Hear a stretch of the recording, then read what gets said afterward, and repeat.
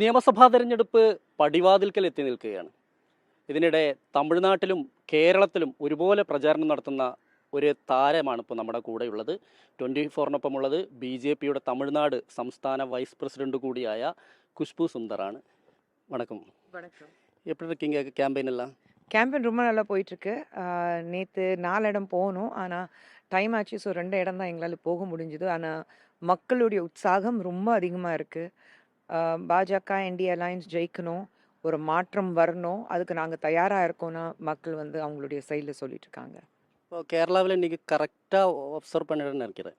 அப்போது கேரளாவில் இப்போ NDA நேஷனல் டெமோக்ராட்டிக் அலையன்ஸுக்கு, அதாவது BJPக்கு எவ்வளோ சீட்டு கிடைக்க சான்ஸ் இருக்குங்க? நம்ம வந்து இப்போ இவ்வளோ சீட் கிடைக்கணும்னு சான்ஸ் இருக்குன்னு நம்ம சொல்ல முடியாது.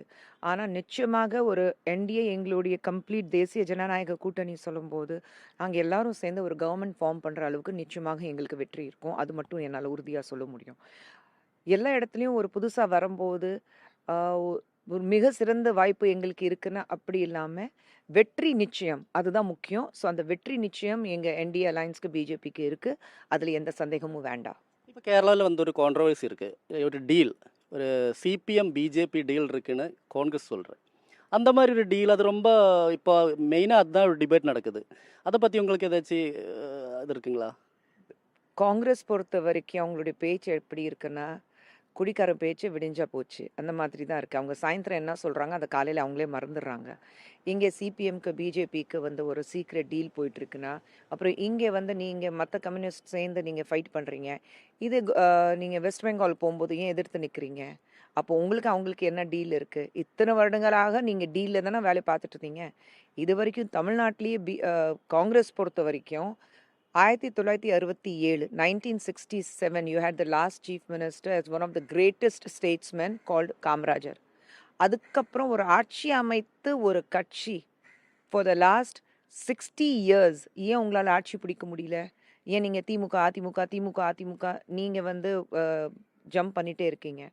உங்களுக்கு அந்த நேரத்தில் யார் உங்களுக்கு சப்போர்ட்டிவாக இருக்காரு? உங்களுடைய ஊழலுக்கு யார் சப்போர்ட்டிவாக இருக்காங்க? அப்போ தான் நீங்கள் அவங்களோட சேர்க்குறீங்க. ஸோ காங்கிரஸ் என்ன சொல்லுது, காங்கிரஸ் ஒரு கட்சியாகவே நான் மதிக்கலை. காங்கிரஸ் வந்து நான் வந்து அவங்களுக்கு பதில் சொல்லணும்னு கூட வந்து எங்களுக்கு வந்து இன்னும் நிறைய அதிகமான நல்ல வேலைகள் இருக்குது அப்படி தான் எனக்கு தோணுது. கேரளாவில் வந்து பாலக்காடு, அது மாதிரி நேமம், ட்ரிவாண்ட்ரம் டிஸ்ட்ரிக்டில் நேமம் வருது, அது மாதிரி வட்டியூர்காவு, இந்த 2-3 இடத்துல BJP ரொம்ப டைட்டாக இருக்குது. அதை பற்றி எப்படி நீங்கள் அப்சர்வ் பண்ணீங்களா? இல்லை, அதுதான் சொல்கிறேன். நம்ம கேண்டிடேட்ஸ் பொறுத்த வரைக்கும் இருக்குது, அவங்க எந்த அளவுக்கு வேலை செஞ்சுருக்காங்க அண்ட் மக்கள் மத்தியில் எப்படி அவங்களுக்கு செல்வாக்கு இருக்குது.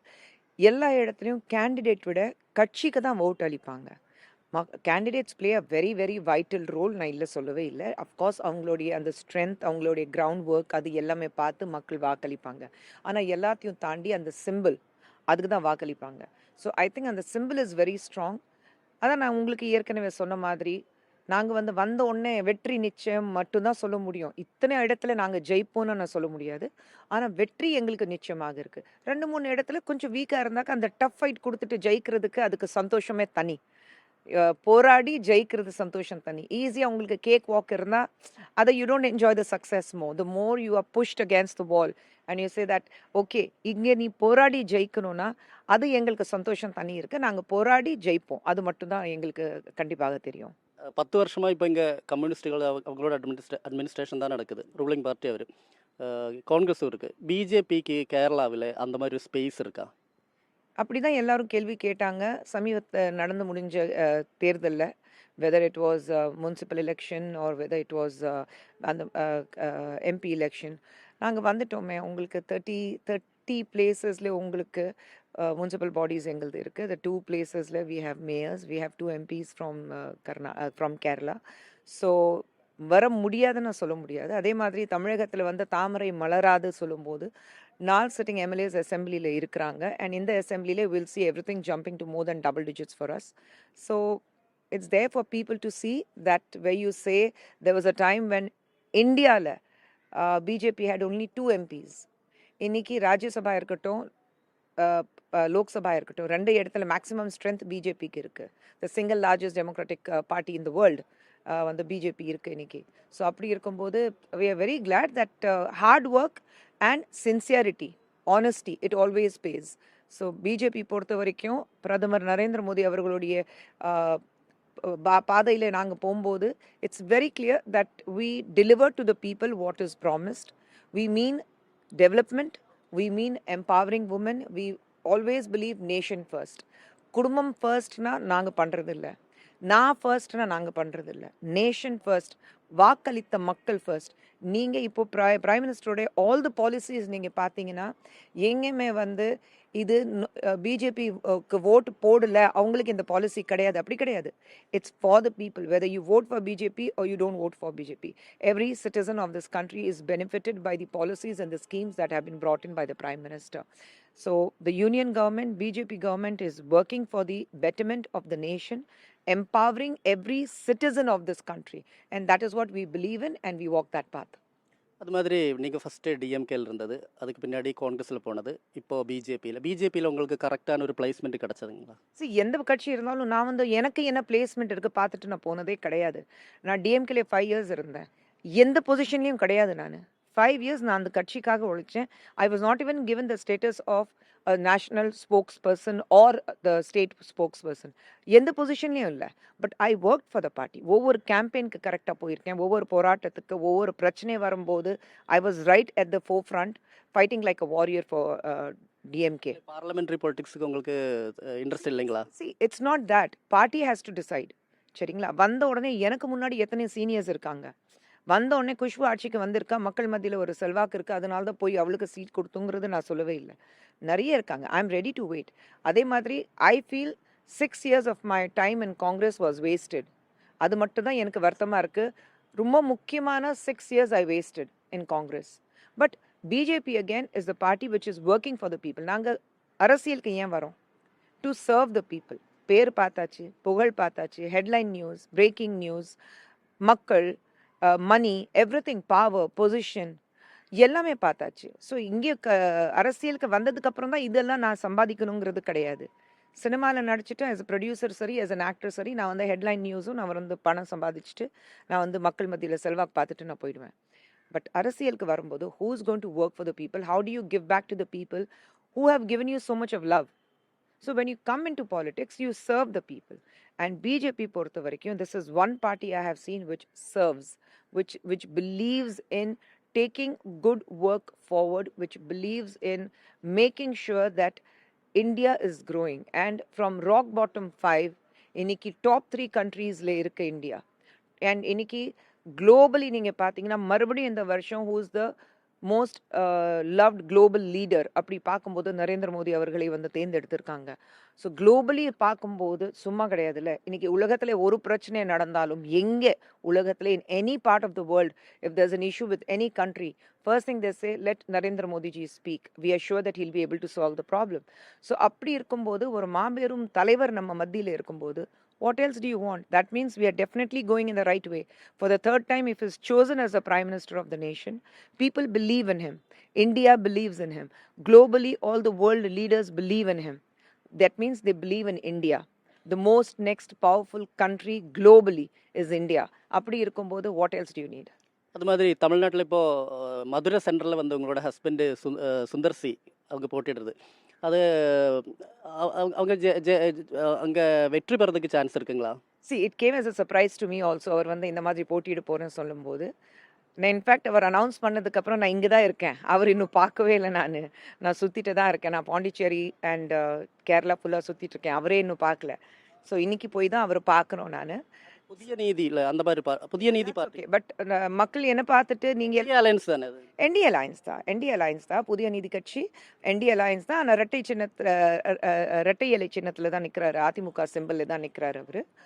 And we see the support what he is garnering. ஏன்னா இது வரைக்கும் பாலிடிக்ஸ் பக்கம் வரல, இது வரைக்கும் சோஷியல் பிளாட்ஃபார்ம்லேயே இல்லை, அவர் எந்த சோஷியல் பிளாட்ஃபார்ம்லேயும் இல்லை, ப்ரெஸ் மீட்ஸ் கொடுக்க மாட்டார், தள்ளி இருந்தார், நான் உண்டு என் வேலை உண்டு அப்படி தான் இருந்தார். But okay, it's a new thing. And என்னை பார்த்துட்டு ஐ எம் வெரி பொலிட்டிக்கலி கிரவுண்டட்னு சொல்லுவாங்க. என்னை தாண்டி அவர் வந்து he is very very political, well worst in politics நான் சொல்லுவேன். உலகத்தில் எது நடந்தாலும் the news is at his fingertips, knowledge is at his fingertips. He is a great historian. History attipadi avarku. So அவர்கிட்ட வந்து கொஞ்சம் நான் மற்றவங்கக்கிட்ட இதான் சொல்லுவேன். சில பேர் வந்து ஓ இந்த ஊருக்கு புதுசு வந்த உடனே நாங்கள் எதுக்கு இருக்கோம், இந்த மண்ணின் மைந்தன் ஏன் இருக்கோம், அவர் வெளியூர்லேருந்து புதுசாக வந்திருக்காருன்னா, வந்தவங்க புதுசுங்கிறது முக்கியம் கிடையாது, எந்த அளவுக்கு நாலேஜபிள் இருக்காரு அதுதான் முக்கியம். So all I would say is, and Madurai பொறுத்த வரைக்கும் we have seen the kind of love people have given us. Meenakshi அம்மனுடைய அருளோட நிச்சயமாக let the best man win தான் நான் சொல்லுவேன்.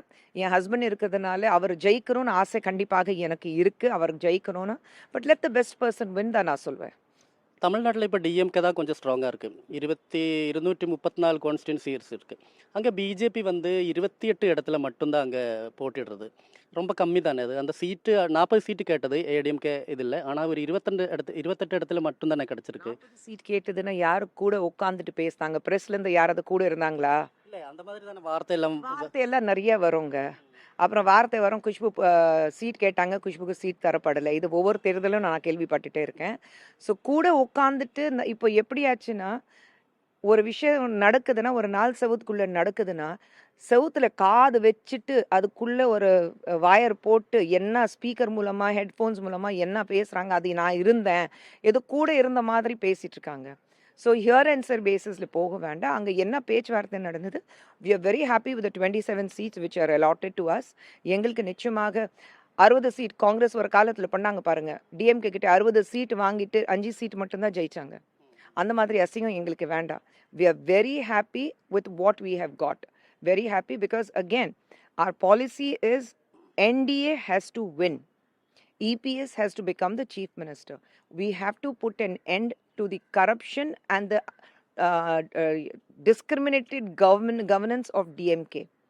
ரொம்ப வந்து பொலிட்டிசைஸ் பண்ணி நான் உண்டு, என் ஃபேமிலி உண்டு, மை செல்ஃப் அந்த மாதிரி நடக்கிற டிஎம்கே கவர்மெண்ட்டுக்கு முற்றுப்புள்ளி வச்சுட்டு peoples government with EPS as a chief minister நாங்கள் கொண்டு வரணும்னு ஆசைப்படுறோம். So if we can give them the helping hand, we are more than happy with that. Thank you, ma'am. എന്തായാലും നമ്മുടെ കൂടെയുള്ളത് ഇപ്പോൾ ഖുഷ്ബു ആയിരുന്നു. 24-മായി അല്പസമയം ഈ തിരക്കിനിടയിൽ അവർ പങ്കുവച്ചു. അവർ പ്രധാനമായും പറയുന്നത് കേരളത്തിൽ BJPക്ക് വലിയ സാധ്യത ഉണ്ട്, BJP മെല്ലെയാണെങ്കിൽ പോലും കടന്നു വരാൻ കഴിയും എന്ന് പറയുന്നുണ്ട്. ഒപ്പം തന്നെ തമിഴ്നാട്ടിലെ സീറ്റുമായി ബന്ധപ്പെട്ടുകൊണ്ട് അവരുടെ ഭർത്താവായ സുന്ദർ സി മധുര സെൻട്രലിൽ മത്സരിക്കുന്നത് അവിടെ വിജയസാധ്യത ഉൾപ്പെടെയുള്ള കാര്യങ്ങളാണ് ഖുഷ്ബു നമ്മോട് വ്യക്തമാക്കിയത്. ക്യാമറാമാൻ സന്തോഷ് ചേകവർക്കൊപ്പം എസ് വിനേഷ് കുമാർ, 24 തിരുവനന്തപുരം.